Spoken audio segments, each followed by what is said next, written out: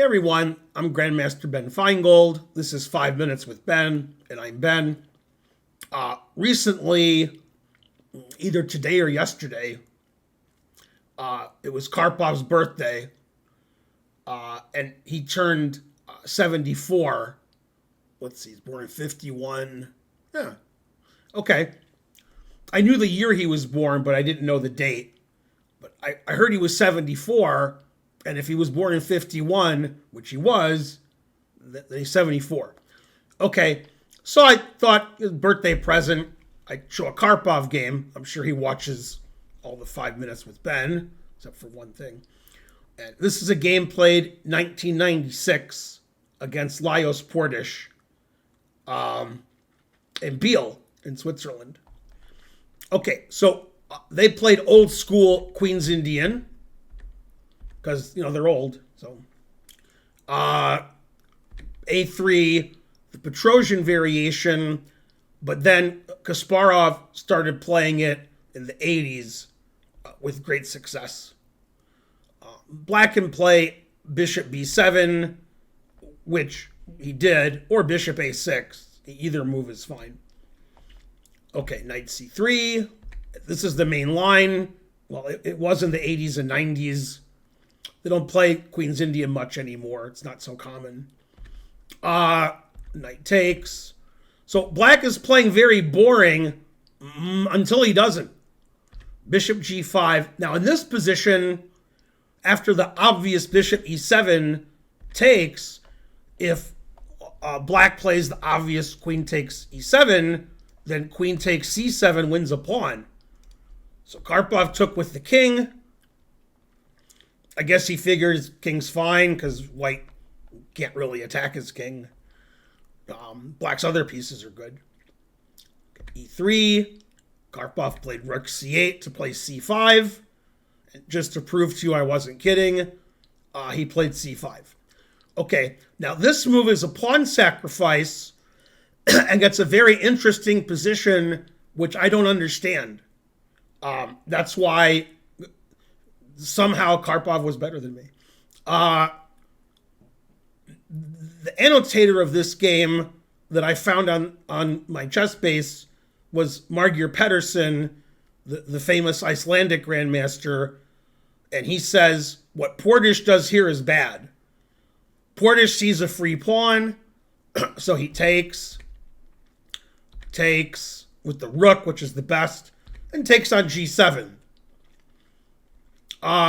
If I was White in a blitz game, I would assume with my extra pawn and the Black king on E7 that I was winning. And Pedersen says Black is much better here. So that shows you how much I understand chess. Okay, so Rook G8. They trade H pawn for G pawn. Now, I will admit, Bishop, that's a good bishop. I love those bishops. And White's king is probably just as badly placed as Black's king. White's king isn't going to castle either side, and neither is Black's. So, White has an extra pass pawn, but Black has an initiative. Black can play Rook C2, and Black can play Queen C7, and Rook C1 check. And, okay, I see Black has some compensation. But Pedersen says Black's like winning here. Okay, Queen H4 check, basically forcing Knight F6, because never play F6.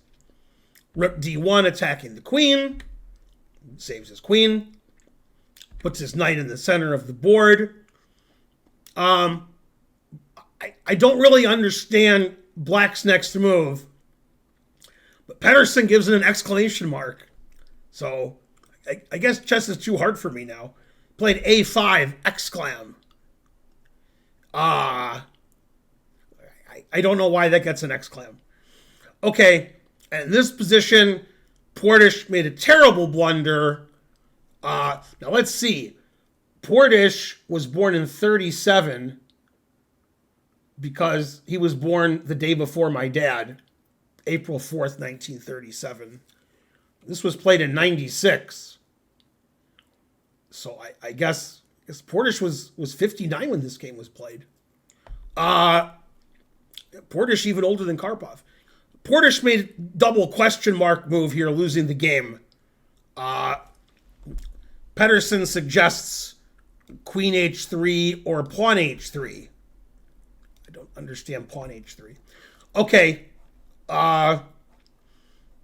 Anyway, I guess I do understand pawn h3 because of what happened in the game.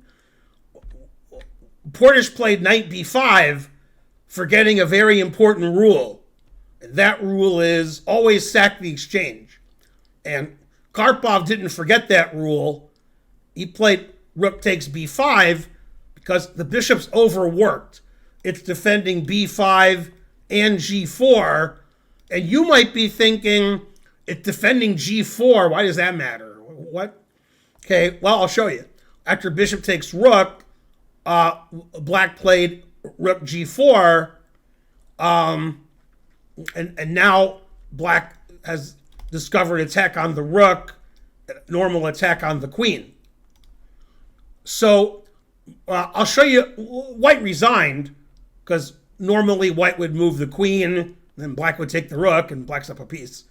There's a couple of tactical variations. Rook d7, can't take with the king, can't take with the knight.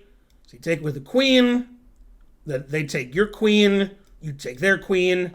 Black is up a piece and threatening both pieces.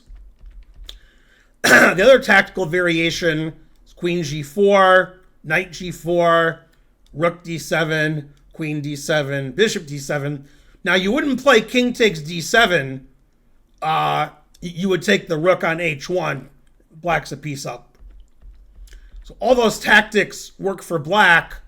If you move your queen to like h6, h8, h3, then I take the rook on h1 and black's a piece up for nothing. So after rook g4, Portisch resigned. Knight b5 was a terrible blunder. That was a very interesting pawn set from Karpov. And Portisch couldn't handle the truth. Happy birthday to Anatoly Karpov. I'm Grandmaster Ben Feingold. This has been 5 Minutes with Ben. Please like and subscribe and leave a comment, and I'll see you guys next time. Bye.